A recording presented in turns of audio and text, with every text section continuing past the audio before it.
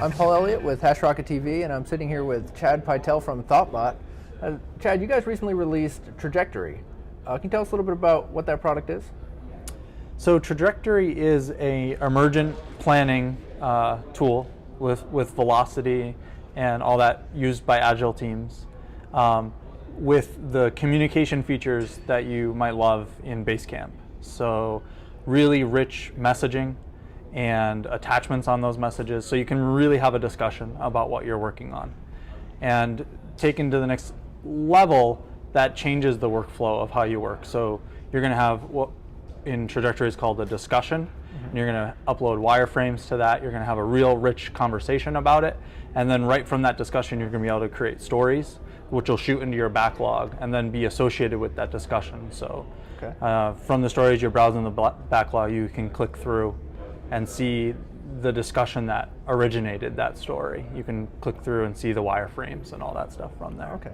So now obviously there's some pretty big services out there right now that do these different things, but not all together. Is it lack of integration that kind of drove you guys to create this product? Yeah, so we've been in business for 8 years.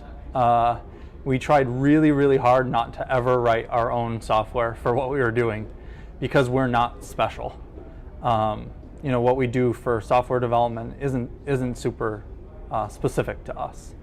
And so we were very happily using Basecamp, very happily using Pivotal Tracker, and then eventually just the pain of not really enjoying using both of those things separately. We were using Basecamp to have conversations, and we were using Pivotal Tracker to plan out what we were building, and having to switch between those, particularly when it came to working with our clients.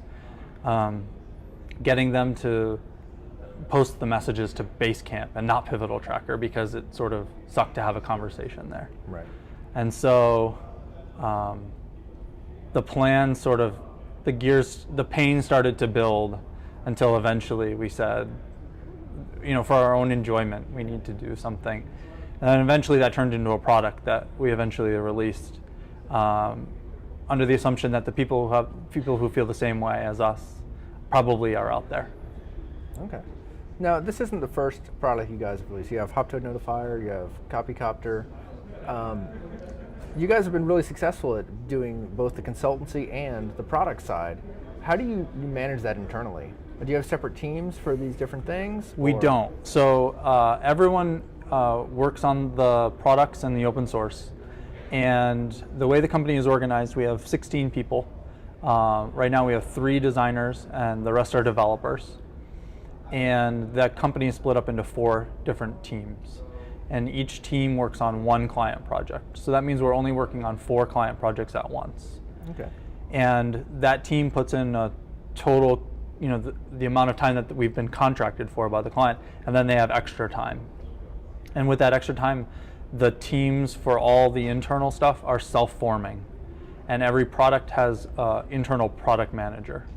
So someone is the product manager of Hoptoad, and they're responsible for budgeting and putting together the product roadmap and plan, and then organizing the team and making sure that there's people to work on it. And quite honestly, if there's not a team who wants to work on something, that thing's going to wither and it's not going to be worked on. And that's good. That's what we want to have happen. Certainly. And so there is, in that system, you have groups of people who naturally coalesce toward something. So there is people who are almost always working on Hoptoad when it's their additional time, their free time.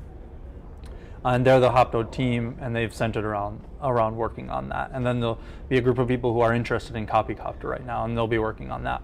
But there's nothing, you're not fixed to that. So all your teams have a split amount of time each week. They spend some time working on client work, some time working on product work. Yeah. Okay. And right now we're managing that split, really much more than ever before in terms of building out.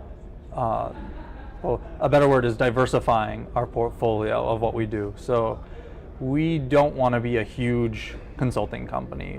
We're, like I said, we're 16 people now. We're very comfortable at that number. We've hit 20 people in the past. We were less comfortable at that number, but still managing.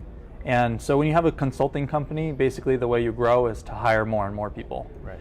And that's not what we want. We love consulting and we'll probably always do it, but we don't want to be 20 or 30 or 50 people. And so we need to diversify with things that scale not with the number of people. So we're focused on building products and growing Hoptoad, which is a great product for us, but these new products as well, which have recurring SaaS-based revenue models, and then the workshops as well. So we can develop the training content for a workshop and then give it to a group of people, and then we can give it multiple times. And so it doesn't scale with just the number of people that we have. And so the way, practically speaking, how we manage that is we have a schedule that's basically everyone self-manages and puts their time on the schedule. So we enforce a 40-hour work week. No one's allowed to work more than 40 hours per week. Okay. And people, the schedule says we have this client and we've been hired to work this many days for the week. And that means you have this much time left over. What do you want to work on? And they fill out the schedule pretty much on a weekly basis for what they want to work on for the week. That's really cool. Great. Well, thanks for taking the time to talk to us, and appreciate it. Thanks.